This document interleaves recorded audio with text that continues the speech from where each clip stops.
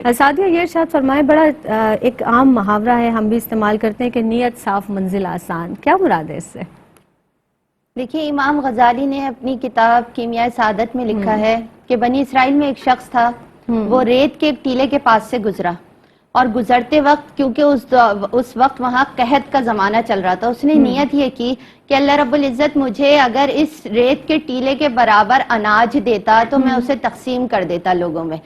تو اللہ رب العزت نے اس دور میں جو نبی تھے ان کے پاس وحی بھیجی اور ان سے یہ کہا کہ اس شخص کو کہہ دیجئے کہ جو اس نے صدقہ کیا ہم نے اسے قبول کیا، اور اگر اس کے پاس ریت کے ٹیلے کے برابر اناج ہوتا، یہ تقسیم کرتا، تب بھی اسے اتنا ہی ثواب عطا ہوتا۔ تو آپ یہ دیکھیے کہ نیت صاف منزل آسان، اور پھر آپ یہ دیکھیے کہ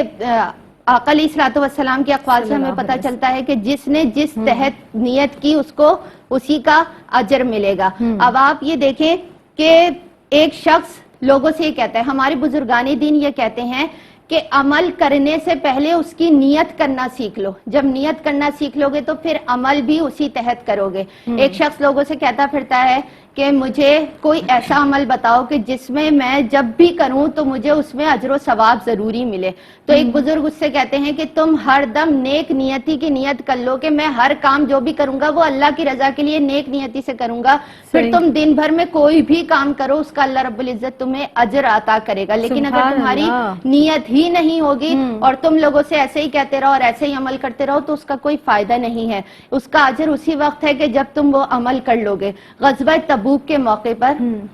آقا علیہ الصلوۃ والسلام جب قافلے کو لے کر چلے تو کچھ لوگ، آقا علیہ الصلوۃ والسلام نے فرمایا ہم نے کسی کو قطع نہیں کیا لیکن ان کا اجر ہمارے اجر کے برابر ہی ہے۔ تو صحابہ کرام نے عرض کیا رسول اللہ صلی اللہ علیہ وسلم کیسے؟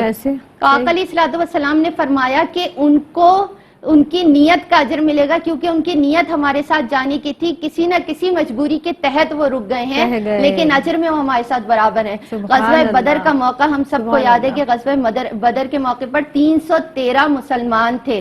لیکن اگر آپ کتابیں اٹھا کر پڑھیں تو اس میں 305 کی تعداد ہے، اور جو 8 ہیں صحابہ کرام وہ کسی نہ کسی مجبوری کی وجہ سے رک گئے تھے، لیکن 313 کا عدد اس وقت تک پورا نہیں ہوتا جب تک ان 8 کو شامل نہ کیا جائے۔ تو آقا علیہ الصلوۃ والسلام نے فرمایا اجر میں وہ سب برابر ہیں، کیونکہ وہ اپنی مرضی سے نہیں رکے، ان کی نیت تھی وہ رب کی رضا کے لیے نکل رہے تھے، انہیں کسی نہ کسی خاص مجبوری نے روکا جس کی وجہ سے وہ وہاں رکے۔ تو اللہ رب العزت جب آپ کی نیت صاف ہو تو منزلیں خود بخود آسان کر دیا کرتا ہے، اور ہمارے پاس تو دیکھنے کے لیے لاکھوں ہزاروں مثالیں ہیں، ہم چند ایک پر ہی عمل کر لیں تو ہم نیت خالص کر سکتے ہیں، بس قدم بڑھانے کی دیر ہے، رب عطا ضرور کرتا ہے۔ بے شک بے شک، وہی کہتے ہیں نا کہ ہمارے مانگنے میں کمی ہے، اس کی عطا میں کمی نہیں ہے، وہ تو نوازنے پہ آئے تو نواز دے زمانے، یہ بہانے ہی تو ہیں اپنے بندے کو نوازنے کے کہ آپ دیکھیں آپ نے یہاں ارادہ کیا وہاں قبول ہو گیا، وہاں آپ کے حصے میں آپ کے نامہ اعمال میں اجر بھی لکھ دیا گیا، نیکی بھی لکھ دی گئی، یہ کرم ہے اس پاک پروردگار عالم کا۔ ایک وقفے پر جناب مجھے جانا ہے، حاضر ہوتے ہیں اس مختصر سے وقفے کے بعد۔